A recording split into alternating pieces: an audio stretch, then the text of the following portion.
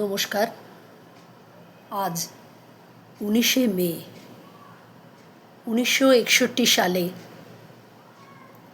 স্বাধীন ভারতের অন্তর্গত আসামের বরাক উপত্যকায় যাঁরা বাংলা ভাষা স্বীকৃতির জন্য আন্দোলন করতে গিয়ে শহীদ হয়েছিলেন,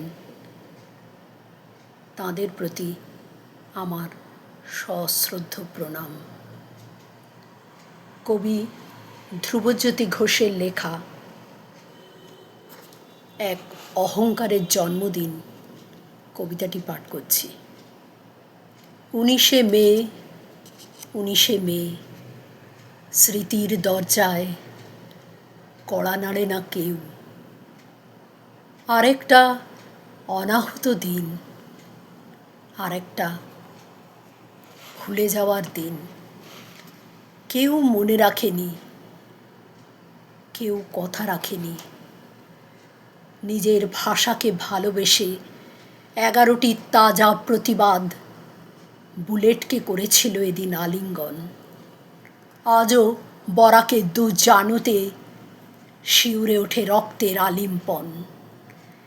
এক এক বিন্দু রক্তের বীজ এনেছিল ডেকে হাজারো প্রতিবাদ। এক একটি প্রতিবাদ ঝড় হয়ে নিয়েছিল ছিনিয়ে এক একটি নপুংসক বন্দুক।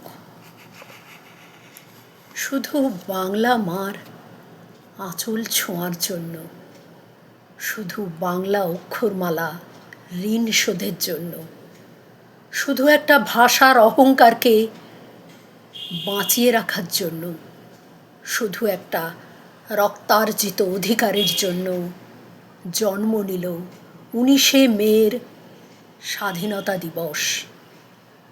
আর মৃত্যু হল এক ক্লীব অসম্মানের।